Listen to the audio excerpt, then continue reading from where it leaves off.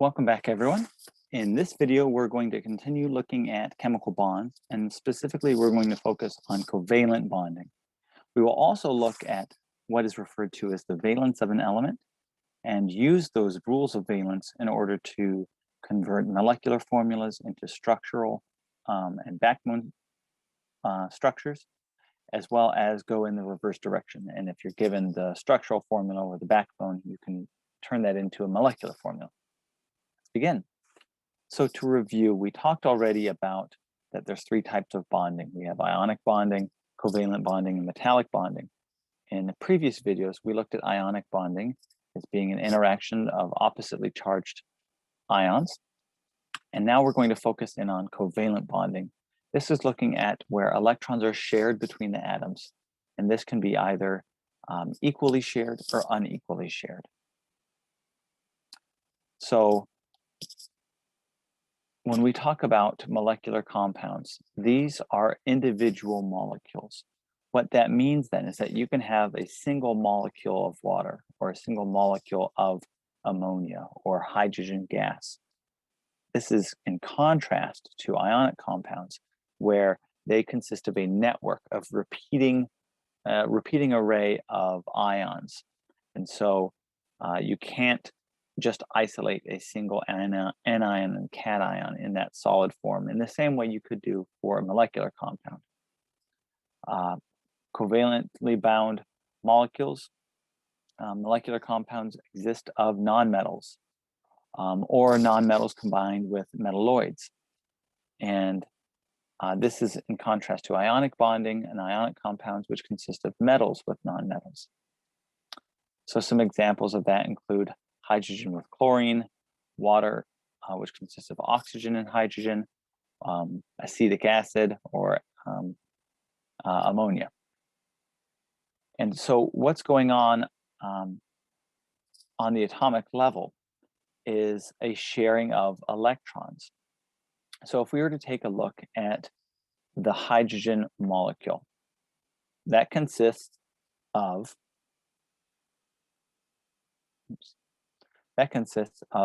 two hydrogen atoms bound to each other. The nucleus consists of each one proton, and each contributes an electron. And there is an attraction between the nuclei and the electrons, and there is a repulsion between both the electron and the nuclei themselves. And so this interplay of attractive and repulsive interactions leads to a steady state, a stable system in where the electrons are held in between the nuclei as close to the nuclei as they can get to maximize the attraction, but far enough away to minimize repulsion of the nuclei themselves and of the electrons themselves. And so that leads to there being a bonding region of electrons that exists in between the nuclei. And it turns out that this bonding region is more stable than the isolated atoms themselves. That's why the bonds stay. If it was more stable for them to be as isolated atoms, then we wouldn't have molecules. In fact, we wouldn't even exist because we exist of molecules. And one of the characteristics of covalently bound compounds is that they tend to have low melting or boiling points. And so you'll find lots of them to be liquid or gas at room temperature, and they tend to be soft when they are solids. Now we use a tool called Lewis structures to illustrate various structural information of molecules. So we will symbolize covalent bonds, which is a shared pair of electrons, and we draw a line to represent a covalent bond. As you can see here, we have a couple different molecules where we have bonds indicated. Each line represents one bond. We can also represent electrons as being in lone pairs. And that's indicated by having two dots near each other, and they typically are shown on one side of an atom. And these are unshared electron pairs. These belong specifically to the atom, which they are shown closest to. And the Lewis structures, they depict the locations of the electrons within a molecule. They show how the electrons are shared, they show which atoms are bound to each other, and they display which electrons are not shared, so the lone pairs.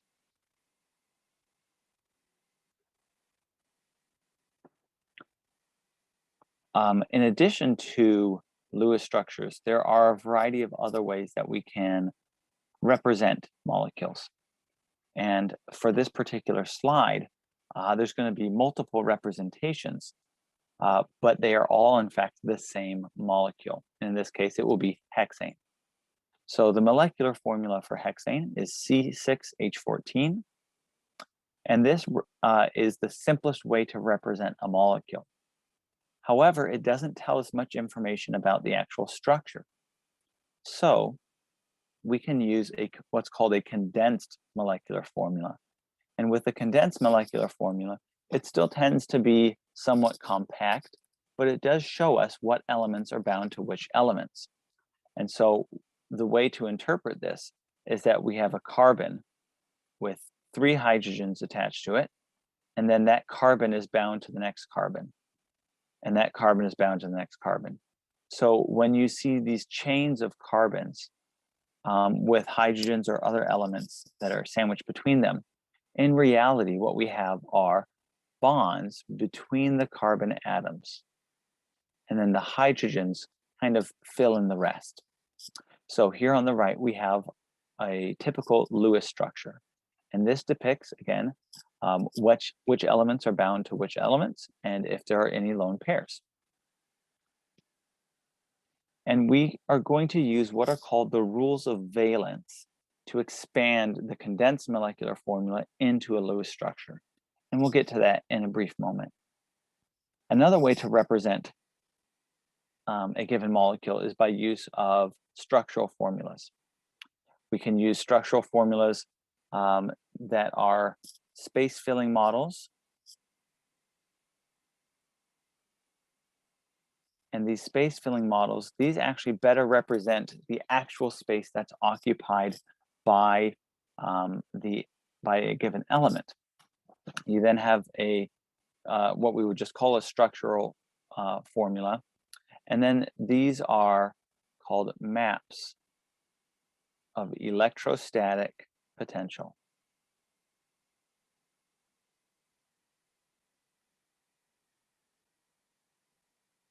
Sometimes referred to as MEPs. And these tell us information about where there's a high concentration of electron density. We'll get to that in a little bit. The last way is what we call the carbon backbone. And the carbon backbone structure, each carbon atom is represented by either a bend in a line or the end of a line. And then hydrogen atoms that are bound to carbon atoms are not shown explicitly. So this is really the simplest way to show the structure. And all 4 of these representations are actually the same molecule, even though they look different.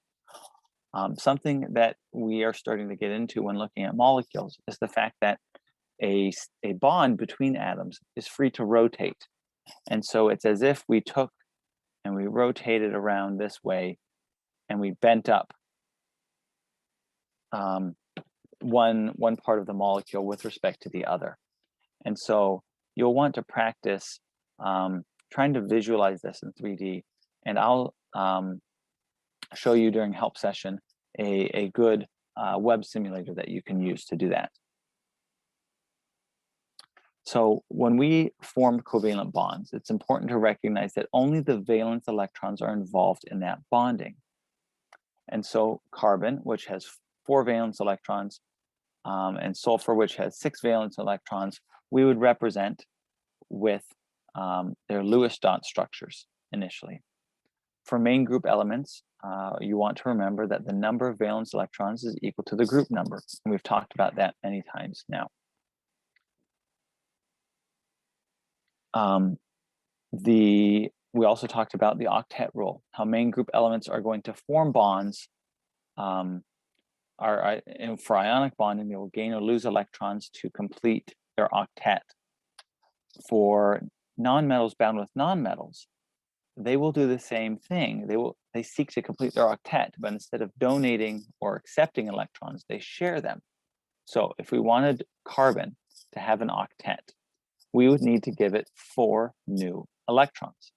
So if we do that with hydrogen atoms, each one of those has 1 electron. And so what happens is we can depict them as having shared those electrons. And so we can represent that with the dots or with the lines. And this is the much more common method. So again, this brings up what we talked about in terms of the octet rule, that electrons or elements will tend to gain, lose, or in the case of covalent bonding, share electrons, so they can have the electron configuration of a noble gas, which will be 8 valence electrons for all the noble gases except for helium. Again, this is reviewing how we can represent Lewis structures. Again, we have lone pairs and non-bonded pairs that don't participate in bonding, but are represented on the molecules themselves. And the Lewis structures, again, are going to show the atom-to-atom connectivity. So I'd like you to pause the video at this point and see what patterns you see within the bonding of carbon, hydrogen, oxygen, and nitrogen. See if you notice anything when looking at this vast array of different molecules. So pause the video and then come back and we'll talk about it. Welcome back. Well, what did you see? Hopefully you saw something in the number of bonds that a given element would form. Notice here, carbon here has 4 bonds to 4 different hydrogens. Here, this carbon has 4 bonds, but 1 to a carbon, 3 different hydrogens. In this case, carbon has 3 bonds there and 1 bond there. And if you take a look, in every single case, every carbon is forming 4 bonds. Similarly, take a look at the nitrogens. They all form 3 bonds. The oxygens form 2 bonds each, whether they are a single bond, 2 different single bonds, or what we call a double bond. And then hydrogen always forms 1 bond. Now, why is this? Well, remember what we talked about, that elements like to satisfy their octet. And so the number of valence electrons that an atom has is going to determine the number of bonds that it will form. Taking a look at hydrogen, it has 1 valence electron and no lone pairs. So it will form 1 bond in order to have a completed shell and the electron configuration of helium. Carbon, nitrogen, oxygen, and then the halogens, they have respectively 4, 5, 6, and 7 valence electrons. Carbon will tend to form 4 bonds and have no lone pairs. Nitrogen will tend to form 3 bonds and have 1 lone pair. Oxygen will tend to form 2 bonds and have 2 lone pairs. And then halogens will tend to form 1 bond and have 3 lone pairs. The number of bonds that it prefers, that it will make, is referred to as the valence of that element. We call this the rules of valence. So again, the rules of valence is referring to the number of bonds an element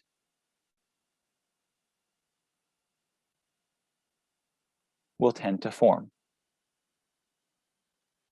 And this is different from the number of valence electrons. So nitrogen has 5 valence electrons, but its valence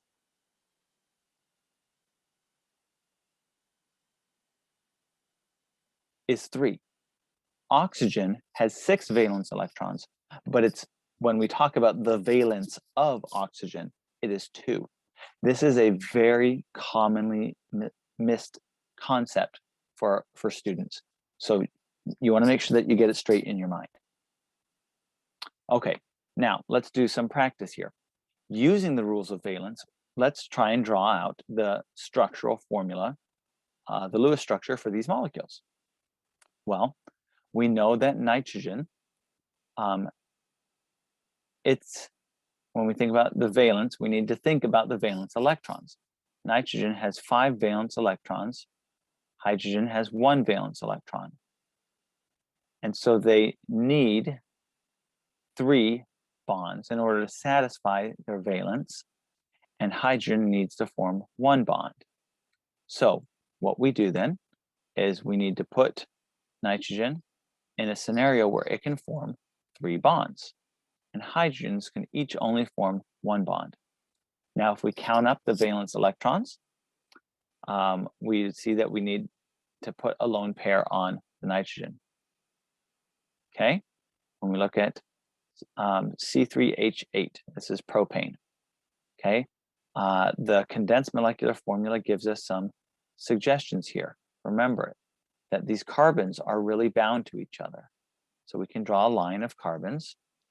We know that carbon has 4 valence electrons, and so it's going to form 4 bonds each. And then we see here that there are 3 hydrogens. So this carbon needs 3 more bonds. So it forms 3 bonds, 1 each to hydrogen. There are 2 hydrogens here, and this carbon needs 2 more bonds. So it gets those hydrogens.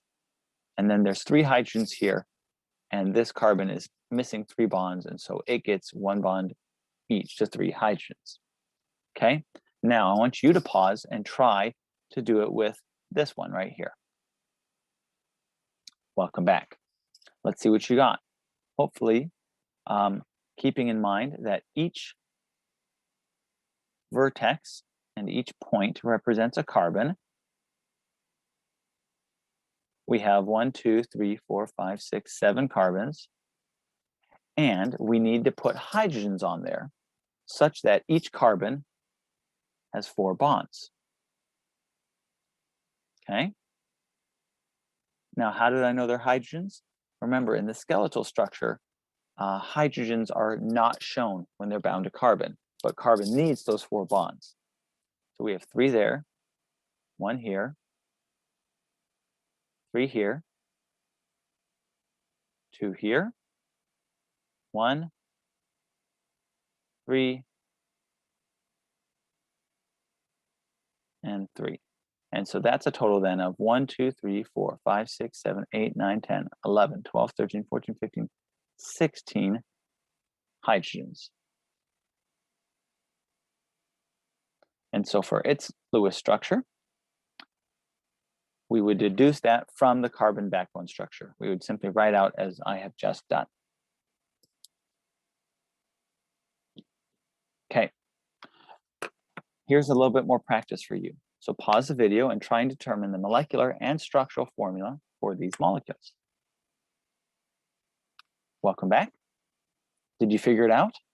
Let's see. Remember, each vertex and each end of a line represents a carbon. So we have 5 carbons. And then we need to put bonds on those carbons. Carbon has 4 valence electrons, so it makes 4 bonds. And the remaining elements are always going to be hydrogen when on these skeletal structures. So we fill in with hydrogens, and we get the following. Here, we also have 5 carbons, and then we fill in the hydrogens to get the following. And then you can count up the carbons and hydrogens to get the molecular formulas, which happen to be the same for both of them. Okay, that is it for this video. Thanks for watching. I hope this was helpful, and have a wonderful